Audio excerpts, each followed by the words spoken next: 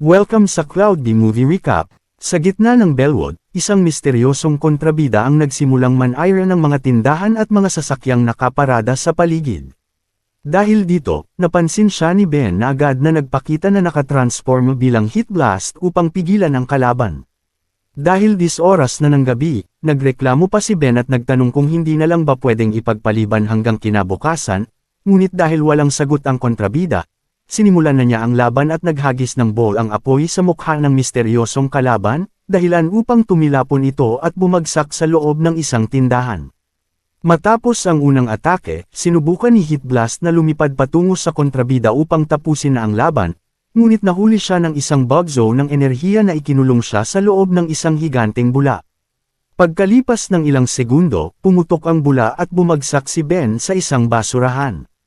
Pagbangon niya, dumating ang mga pulis at inutusan siyang tumigil, ngunit habang sinasabi ni Heat Blast na kontrolado na ang lahat, biglang sumulpot ang mga tauhan ng kontrabida at inatake ang mga pulis.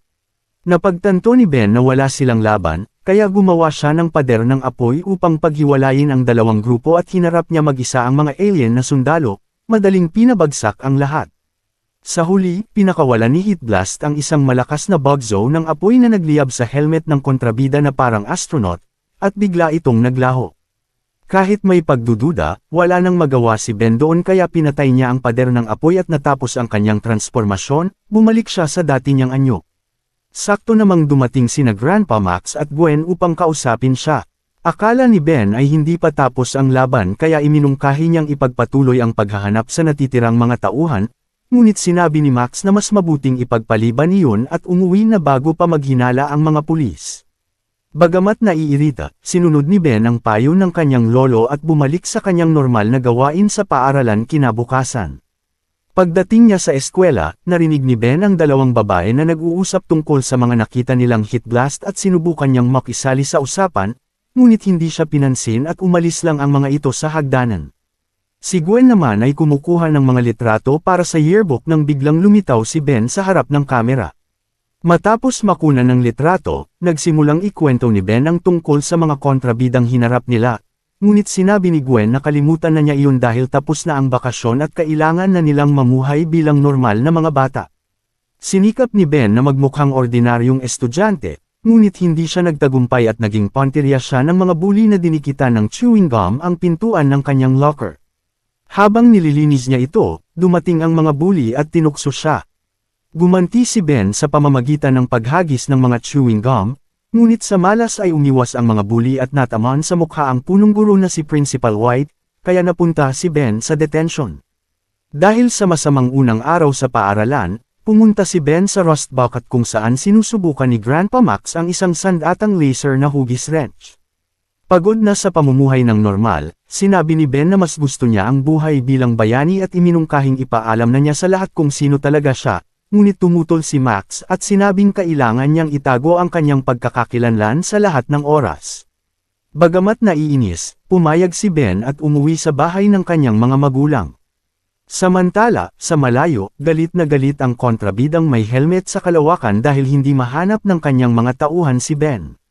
Matapos kumalma, inutusan niya ang mga sundalo na ipagpatuloy ang paghahanap at ginamit ang kanyang kapangyarihan upang silipin ang kalawakan, kung saan nakita niya ang isang buong armada ng mga barkong alien na papalapit. Walang kamalay-malay sa nalalapit na pagsalakay, bumalik si Ben sa paaralan at sinubukan muling makibagay, sa pagkakataong ito sa pamamagitan ng pagsali sa talent show. Tinanong siya ng mga babae kung ano ang kaya niyang gawin at muntik na niyang gamitin ang Omnitrix. Ngunit napigilan siya ni Gwen at sinabing ilagay ang relo dahil sila raw ay magtatanghal bilang mga illusionist, kung saan si Ben ang magiging assistant niya. Matapos muntik mabunyag ang kanyang pagkakakilanlan, pumunta si Ben sa restaurant ni Mrs. Dalton para kumain. Napansin niya ang isang kakaibang simbolo sa cash register at sinubukan itong tukuyin, ngunit sumuko rin. Maya-maya, dumating ang mga bully at tinukso siya muli. Dahil dito, ginamit ni Ben ang Omnitrix at nag-transform bilang gray matter upang patayin ang kuryente at sirain ang mga makina. Nang muling bumalik ang kuryente, umikot ng mabilis ang mga display at bumuhos ang pay sa lahat, lalo na sa mga bully. Pagkatapos nito, nakita ni Ben si Gwen na nag-e-edit ng mga larawan para sa yearbook at napansin nilang may kakaibang anyo sa isang litrato. Doon nila natuklasan na ang kontrabidang may maskara ay nakatago pala sa blur ng larawan at alam nito ang tunay na pagkakakilanlan ng gumagamit ng Omnitrix. Dumating si Grandpa Max at sinabi na ang kontrabida ay si Ian at konektado sa isang sandatang tinatawag na Hands of Armageddon, isang artifact na kayang magbukas ng dimensional portal at magsimula ng pananakop ng mga alien. Nagpunta sila sa lihim na punong tanggapan ng mga plumber sa ilalim ng lupa, kung saan nakilala ni Ben sina Mrs. Dalton at Principal White bilang mga undercover na miyembro. Ipinaliwanag nila na sinubukan na nilang sirain ang artifact noon, ngunit masyado itong makapangyarihan. Nang salakayin ng hukbo ng kontrabida ang pasilidad, sumiklab ang labanan at sumama si Ben sa pagtatanggol, habang ang mga plumber ay kumuha ng mga sandata upang labanan ang mga mananakop. Ngunit kahit armado, hinabol pa rin ng mga retiradong sundalo ang mga alien gamit ang mga ordinaryong kagamitan at madali silang natalo. Habang naglalaban ang lahat, nag-teleport si Ian palapit sa mga kamay ng Armageddon at sinubukang gamitin ang kanyang kapangyarihan upang i-activate ito, ngunit sa hindi malamang dahilan ay walang nangyari. Dahil sa pagkadismaya, tumingin ang kontrabida kay Ben na pumipili ng alien sa Omnitrix.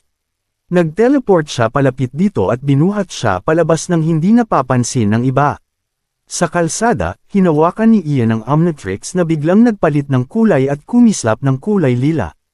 Sa desperasyon, nagawa ni Ben na sikuin siya kaya napabitaw ang kontrabida. Ngunit nang subukan niyang gamitin ang relo para mag-transform, napagtanto niyang hindi na ito gumagana. Walang kalaban-laban, tumakbo ang bata at sumakay sa bisikleta upang makatakas, ngunit hinabol pa rin siya ni Ian gamit ang kanyang kapangyarihan upang kontrolin ang isang kotse na humahabol sa kanya. Sa ganitong paraan, naipit ng kontrabida si Ben sa isang eskinita. Nag-teleport si Ian at naiwan silang dalawa lamang.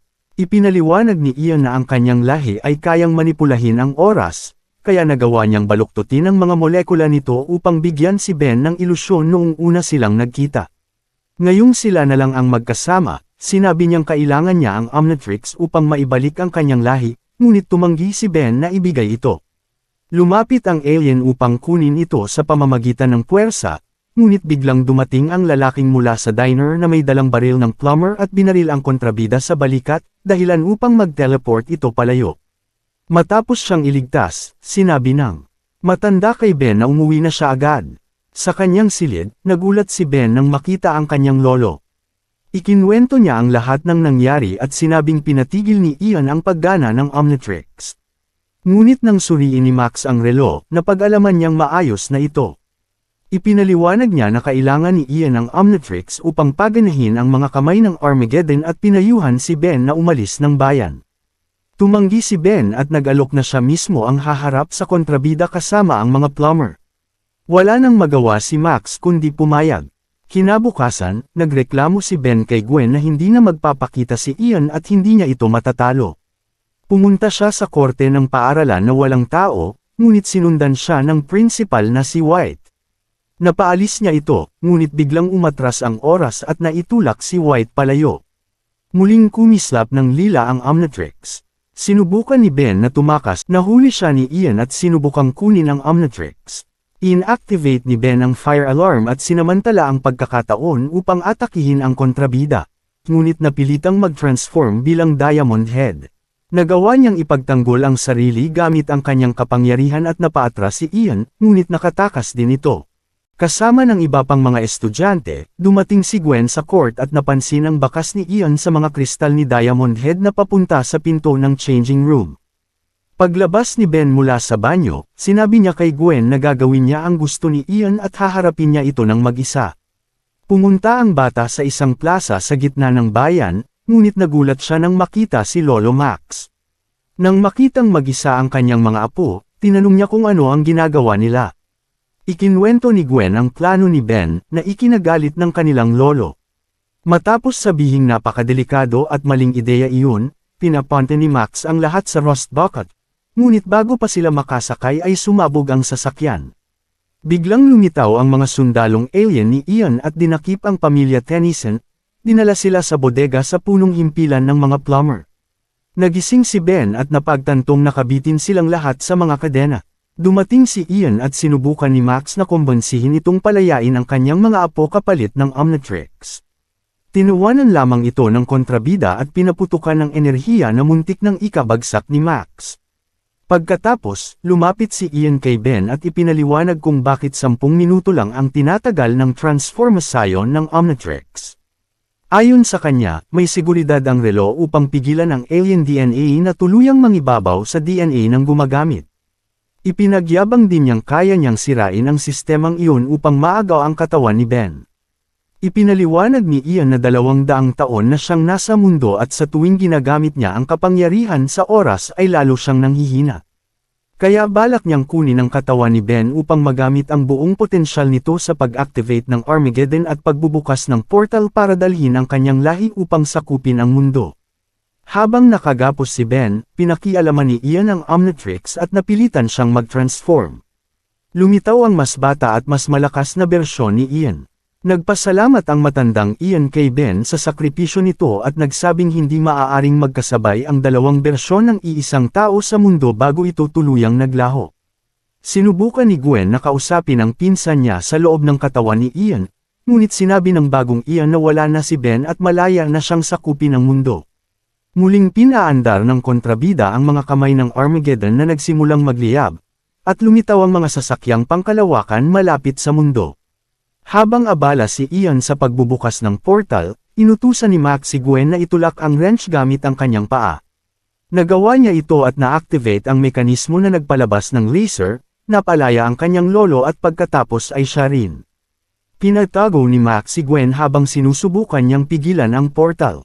Gumamit siya ng cable na may mataas na boltahe at kinuryente si Ian habang dinadaloy ang kuryente sa artifact upang mapigilan ang Armageddon.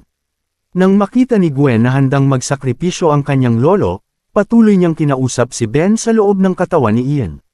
Sa wakas, nagising ang kamalayan ni Ben at nabawi niya ang kontrol sa sarili. Matapos ang panloob na pakikipaglaban, ginamit niya ang kapangyarihan ni Ian upang talunin ang mga sundalo nito at palayain ang mga plumber. Nagbalik si Ben sa anyong tao at tinulungan ang kanyang lolo. Nang madiskonekta ni Max ang mga cable, tumigil ang portal at naglaho ang mga sasakyang pangkalawakan, bumalik sa kanilang dimensyon. Habang papalapit si Ben sa grupo ng mga plumber, napansin niyang tila huminto ang oras. Biglang lumitaw ang matandang bersyon ni Ian at inihagis siya sa pader.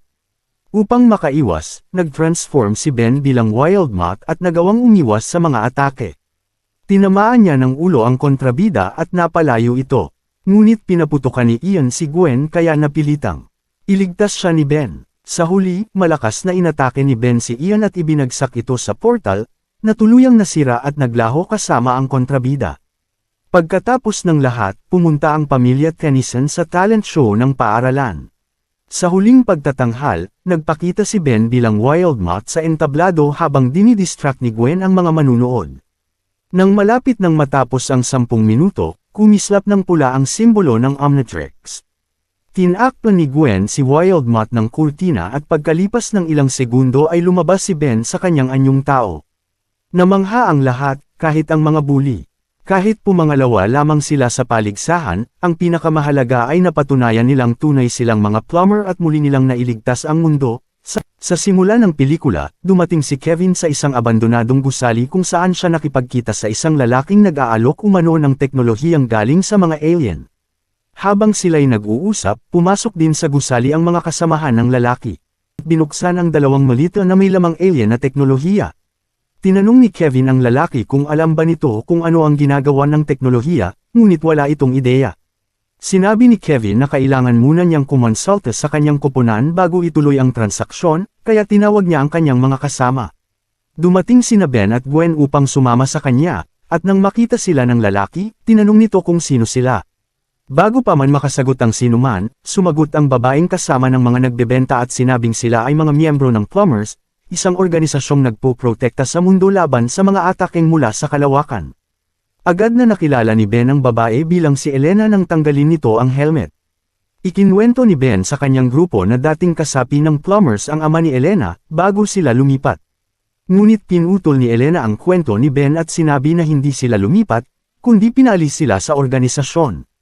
Ibinunyag ni Elena na ang dahilan kung bakit siya nagpanggap na nagbebenta sa black market ay dahil dinukot ang kanyang ama at kailangan niya ng tulong mula sa plumbers upang mailigtas ito. Bigla na lang may isang lalaking lumitaw sa likuran nila at minanmanan ang kanilang ginagawa. Inactivate nito ang alien chips mula sa mga lalagyan. Nabasag ang mga lalagyan at lumipad palabas ang mga chips upang atakihin ang grupo. Habang nagsisipagtago ang lahat, napansin ni Ben na sira ang kanyang Omnitrix, isang relo na nagagamit niya upang mag-transform sa mga alien. Iminungkahi ni Gwen na maaaring ang mga chips ang dahilan ng pagkasira, at ginamit niya ang kanyang kapangyarihan upang sirain ang ilan sa mga ito. Samantala, nag-transform si Kevin sa kanyang alien form upang ilayo ang mga chips kay Ben. Dahil dito, nagkaroon si Ben ng pagkakataong mag-transform sa Big Chill, isang alien na may kakayahang magbuga ng nagyayelong hangin. Ginamit ni Ben ang kakayahang ito upang i-freeze ang mga chips at pagkatapos ay winasak ang mga ito. Pagkatapos, hinarap niya ang misteryosong lalaki at binugahan ito ng nagyayelong hangin. Ngunit nagpakawala pa ulit ang lalaki ng mga alien chips at biglang nawala. Natalo naman ni Ben ang mga chips, ngunit napansin niyang wala na si Elena. Nagkomento si Kevin na marahil si Elena ang may kagagawa ng pag-atake, dahil siya ang nagdala ng alien tech. Ngunit hindi sumang-ayon si Ben, at sinabi niyang mukhang totoo ang pag-aalala ni Elena para sa kanyang ama at gusto lang niya ng tulong. Bumalik sila sa kanilang hideout at sinuri ang isang chip, nadiskubre ni Kevin na parang may sariling buhay ang mga chips, tulad ng mga bubuyog, ngunit hindi pa rin nila matukoy kung saan galing ang mga ito at kung sino ang may kontrol. Dumating si Max, ang lolo nila, at agad na naging alerto nang makita ang chip. Kasabay nito, tumunog ang alarma at nagbigay babala ng isang intruder. Ginamit ni Gwen ang kanyang kapangyarihan upang malaman ang lokasyon ng intruder at sinabi niyang nasa opisina ni Max ito. Nag-ingat ang lahat habang papalapit sa opisina. Nang nagbanta si Max na babarilan ng sinumang nagtatago, lumabas mula sa likuran si Elena. Muli siyang nakiusap ng tulong, ngunit tumanggi si Max at inutusan si Gwen na palabesin siya. Napansin ni Elena na nagtataka ang kanyang mga kaibigan, kaya ipinaliwanag niyang minsan nang pinabayaan ni Max ang kanyang ama, at muli niya itong ginagawa ngayon. Pagkaalis ni Elena, tinanong ni Ben ang kanyang lolo kung bakit ayaw niyang tumulong. Ipinaliwanag ni Max na si Victor, ang ama ni Elena, ay dating mahusay na miyembro ng plumbers, ngunit tinanggal sa serbisyo dahil nahuling nagnanakaw ng alien tech, mismong chips na hawak nila ngayon. Nang marinig ito, iminungkahi ni Ben na tulungan si Elena upang malaman kung sino talaga ang nasa likod ng mga chips. Ngunit tumanggi si Max at pinagbabawalan si Ben na tumulong. Sa galit, sumunod si Ben kay Elena at nag-alok ng tulong, habang sina Kevin at Gwen ay nanatili kay Max. Kinagabihan, naglalakad ang lalaking umatake kay Ben at sa kanyang mga pinsan sa bayan, nang harangin siya ng dalawang siga na nanghihingi ng pera. Ipinakawala ng lalaki ang mga chips at pumasok ang mga ito sa katawan ng mga siga, na agad na na-hypnotize. Samantala, dinala ni Elena si Ben sa isang gusali kung saan niya huling nakita ang kanyang ama. Sa hideout, palihim na pumasok si Kevin sa opisina ni Max upang maghanap ng impormasyon tungkol sa chips. Naabutan siya ni Gwen, ngunit napapayag niya itong tulungan siya. Natagpuan nila ang isang lihim na folder ni Max na naglalaman ng impormasyon tungkol sa chips. Pumasok sina Ben at Elena sa gusali, at sinabi ni Elena na may laboratorio ang kanyang ama sa loob kung saan siya nag-research tungkol sa alien chips. Naniniwala si Victor na mas malakas pa ang mga ito kaysa inaakala ng iba. Dahil walang gustong makinig sa kanya, ninakaw niya ang mga chips at pinag-aralan ito mag-isa. Napansin ni Elena na may ilang gamit sa lab na nawawala. Napulot ni Ben ang isang shipping receipt mula sa kumpanyang Ship It, at tinanong niya si Elena kung maaaring ipinadala ang mga kagamitan sa iba. Bago pa siya makasagot, bigla silang napalibutan ng mga taong kontrolado ng chips. Sinubukan ni Ben na mag-transform ngunit sira pa rin ang kanyang relo. Sinabi niya kay Elena na malamang ang mga chips ang dahilan.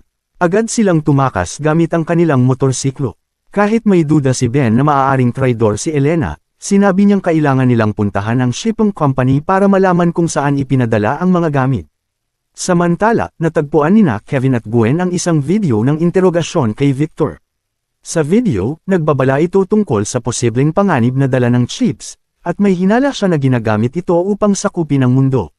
Muli, hindi siya pinaniwalaan ni Max at tinanggal siya sa plumbers. Pagkatapos nito, ipinagpatuloy nina Kevin at Gwen ang kanilang pagsasaliksik. Kalaunan, natuntun nila ang lokasyon ng chips at nagtungo sa isang warehouse. Ngunit pagdating nila roon, wala nang laman ng gusali at naipadala na ang mga gamit. Bigla na lang may lumitaw na empleyado at tinanong sila kung anong ginagawa nila. Hindi nila alam na kontrolado ito ng chips. Habang nagpapalusot sila, sinabi ng lalaki na utos daw yun ng kanyang reyna at mas mahalaga iyon kaysa sa kahit ano paman. Dahil dito, ginamit ni Kevin ang kanyang lakas upang suntukin ang lalaki, na tumilapon palabas ng bintana. Tumakbo sila papunta sa kanilang kotse at halos makaalis na, nang mapansin nilang nakatayo pa rin ang lalaki sa likuran nila, walang galos. Laking gulat nila nang ipatawag ng lalaki ang mga alien chips at inutusang habulin ang kanilang sasakyan. Tinatakbo ni Kevin ang kotse, ngunit napansin ni Gwen na nag-i-evolve na ang mga chips. Nakakabuo na ito ng bola, na hindi nila nagagawa dati. Habang mabilis silang tumatakbo sa tunnel, biglang may sasakyang hamarang sa daan. Muling lumiko si Kevin, kaya bumangga ang mga chip balls sa isa pang sasakyan. Sa kabilang banda, sinusubukan ni Ben at Elena na hanapin ang lokasyon ng mga chips, nang marinig ni Elena ang malakas na tunog ng kotse ni Kevin. Sumakay sila sa motorsiklo at sinundan sina Gwen at Kevin. Habang nagaganap ito, tuluyang naabutan ng mga alien chips sina Kevin at Gwen, kaya't nawalan ng kontrol si Kevin sa sasakyan at ito'y bumaligtad. Nakalabas naman sila mula sa nasirang sasakyan, ngunit hindi nila makita kung nasaan ang mga chip. Bigla na lang lumitaw ang mga chip sa itaas ng tulay sa anyo ng isang matinik na bola. Ginamit ni Gwen ang kanyang kapangyarihan upang saktan ang mga chip, ngunit hindi ito naapektuhan. Pumwesto na rin si Kevin upang umatake, kasabay ng pagdating nina Elena at Ben. Nag-transform si Ben sa isang alien at inatake ang bola ng chip, habang ang iba ay nagtago upang makaiwas sa labanan. Nilabanan ni Ben ang mga chip ngunit kahit anong gawin niya, hindi niya ito tuluyang masira. Sa bawat atake, nawawasak ang porma ng mga chip at bumabalik sa ibang anyo. Dahil wala ng ibang opsyon, binuhat ni Ben ang nasirang sasakyan at inihampas ito sa mga chip, dahilan upang tuluyan na silang bumagsak sa lupa at mamatay. Nagtipon ang apat at ipinaalam ni Kevin kay Ben na may nagko-control sa mga chip. Sinabi rin ni Gwen na ang mga chip ay pumapasok sa balat ng tao at kinokontrol sila. Iminungkahi niyang kailangan nilang dalhin ang ilan sa mga aktibong chip pabalik sa hideout upang mas mapag-aralan pa ang mga ito. Sa hideout, nadiskubre ni Max na ang mga chip ay naikalat na sa buong mundo. Dumating din sina Ben at Elena at sinabi kay Max ang katotohanan tungkol sa mga chip. Ngunit hindi pa rin siya naniniwala at inakalang ginagamit lamang sila ni Elena. Pinutol ni Gwen at Kevin ang usapan at pinagtibay ang sinabi ni Ben. Inabot ni Gwen kay Max ang mga aktibong chip at sinabi sa kanyang magsagawa ulit ng pagsusuri. Natuklasan ni Max na ang mga chip ay gawa mula sa teknolohiyang dayuhan. Matapos ang pagsusuri, tinangkang ilagay ni Max ang mga chip sa isang lalagyan, ngunit may isa na tumalon at dumikit sa kanyang balat. Muling sinisi ni Max ang ama ni Elena sa nangyari, ngunit iginiit ni Elena na matagal nang malakas ang mga chip at hindi ito gawa ng kanyang ama, natutulog lamang ang mga ito noon. Pinatigil ni Ben ang pagtatalo at ipinaliwanag na ang mga chip ay tulad ng mga bubuyog. Kung masisira ang Queen chip, mamamatay ang lahat ng chip sa buong mundo. Ipinag-utos ni Max sa kanila ang iba't ibang gawain habang siya naman ay aalis upang magsagawa ng panibagong pananaliksik. Ilang sandali pa, pumunta si Ben upang tumulong kay Max sa paghahanap ng kinaroroonan ng mga chip. Ngunit napansin niyang hindi nagtatrabaho si Max tulad ng sinabi nito. Tinawag niya ito, at bigla na lamang lumitaw si Max sa kanyang likuran at tinangkang umatake. Bago pa man ito makapanakit, dumating si Kevin at hinampas si Max sa ulo, dahilan upang mawalan ito ng malay. Pagkagising ni Max, napag-alaman nila na nasapia na rin ito ng chip. Ibinunyag niya ang plano ng mga alien, sirain ang plumbers at lipulin ang sangkatauhan. Pindutin niya ang isang button na naglabas ng gas sa silid at bigla siyang nawala. Habang gusto ni Gwen na hanapin si Max, iminungkahi ni Ben na mas mahalagang hanapin muna ang Queen chip dahil ito ang makakapagligtas sa lahat. Sumang-ayon ng grupo at nagsimula si Gwen ng paghahanap ng posibleng kinaroroonan ng Queen. Napag-alaman niyang laganap na ang mga chip sa buong mundo, maliban sa isang maliit na bayan sa Missouri, na siyang headquarters ng kumpanyang Ship It. Sinabi ni Kevin na malamang dito ginagawa at ipinapadala ang mga chip. Kaya't nagpa siya ang grupo na pumunta sa Missouri gamit ang bagong sasakyan na ginawa ni Kevin para kay Ben. Pagdating nila sa planta ng paggawa, nakita nilang pan ito ng mga taong kontrolado ng alien ship, at nagpapadala sila ng chip sa iba't ibang panig ng mundo. Palihim na pumasok ang apat at sa kanilang gulat, nakita nilang nakakabit si Victor sa mga tubo kung saan lumalabas ang mga chip. Agad na hinarap ni Kevin si Elena at sinigawan ito, akusado siyang alam niyang ang kanyang ama ang nasa likod ng lahat. Hindi naniwala si Ben na niloloko sila ni Elena, ngunit inamin nito na gusto lang talaga niyang matulungan ang kanyang ama, dahil naniniwala siyang ang Queen chip ay nasa loob ni Victor. Iminungkahi ni Kevin na patayin si Victor upang mapatay ang Queen. Ngunit tumutol sina Ben at Elena. Sa gitna ng diskusyon, naisip ni Ben ang isang bagong plano. Sinabi niyang nascan ng Omnitrix ang DNA ng alien chips, kaya maaari siyang mag-transform sa anyo ng chip at pumasok sa katawan ni Victor upang sirain ang Queen mula sa loob. Bagamat nag-aalala si Gwen na baka makontrol siya ng Queen, pumayag pa rin siya dahil napansin nilang papalapit na ang mga taong kontrolado ng chip. Habang nilalabanan ng grupo ang mga ito, nag-transform si Ben at lumipad papasok sa katawan ni Victor. Doon, hinarap niya ang Queen at sinubukang kausapin ito, ngunit nadiskubre niyang wala itong balak makipag-ayos, nais talaga nitong lipulin ang sangkatauhan. Naglaban sila ng matindi, ngunit palaging naiilagan ng Queen ang mga atake ni Ben. Sa labas, napapalibutan na ang grupo ng mga kontroladong tao, at kahit ilang beses nilang labanan ang mga ito, dama-dami pa rin. Sa loob ng katawan ni Victor, patuloy ang labanan ni Ben at ng Queen, hanggang sa nagtipon si Ben ng lakas mula sa kanyang relo at inilunsad ang huling atake. Sa pagkakataong iyon, nagtagumpay siya at napatay ang Queen.